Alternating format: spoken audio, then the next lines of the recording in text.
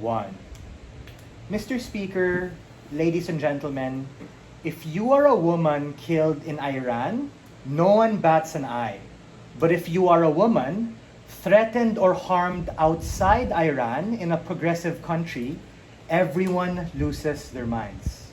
The delta in this debate is a legislative reform and political strategy for an actor, for a feminist woman who is feeling the harms, the threats, and the struggles of being in this country and being caught between a rock and a hard place. I think it's completely fine for us to very early on question the lens of that and call outside opposition and say, not all women leaders want to die, not all followers of these women leaders also consent to being harmed too. There clearly is a problem in status quo. We have to do something else. What is the fatal flaw of side opposition? Their fatal flaw is that LO and DLO spent a bulk of their speech arguing why it's bad and how the Iran situation is volatile. Opposition Whip, in an attempt to respond to us, abandons her partners and mentions that, no, it's good there. They can be able to help. You have support. Their side has to be consistent and pick a frame to operate in because absent that, they don't have a leg to stand on. The next harm is that they have an underdeveloped counterfactual, meaning I'm not entirely sure on the comparative how they're able to bolster that legislative reform and change there. Because DLO at best spent 2 minutes making that out. Jaron sufficiently responds to that to the extent that Hesaya and I also to a large extent preempted it. But in the whip, no particular engagement. They also don't have a counterfactual. What did we do in this round that secures us a clear victory? Number 1, we talked about how safety comes prior to legislative reform because you as a leader and you as a woman who are fighting are also human.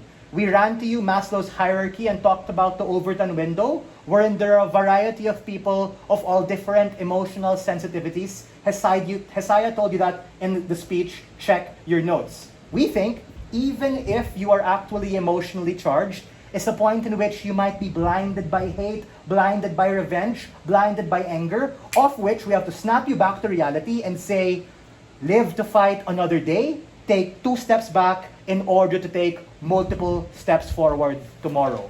The second thing is, we talked about how when you successfully are alive, you only open up the possibility for longer term legislative reform and change. In my speech, I told you 3 things. A, benchmarking from these particular countries when you're able to know best practices of politicians and things they've done correctly. B, resources needed to fight the good fight, push harder, and survive longer. C, the ability to coalesce together with other women of other nationalities, shapes, and sizes in order to broaden the capacity and spectrum of the feminist movement to bolster support, of which we heard 0 response coming from their side. You have to hold that into account when you think about who wins this debate. The last thing is, in Jaron's whip speech, he was able to call out side opposition of their lack of engagement and unevolving case line. At best, they prove to us a sense of mitigation, but again, do not sufficiently give structural reasons and middle analysis for their counterfactual. At best, it was underdeveloped. Lastly, we were very clear with our trade-offs. We think this might take a bit longer, it might be a bit more difficult, but in order to give these feminist leaders a chance to survive, and the people who heed their words and follow their advice, the same thing, to be able to maybe get refuge or strategically fight smarter and better another day, we need to be able to retreat in order to galvanize support, in order to live and fight for a better tomorrow. There is no future if we die today. We are very proud to stand on side proposition.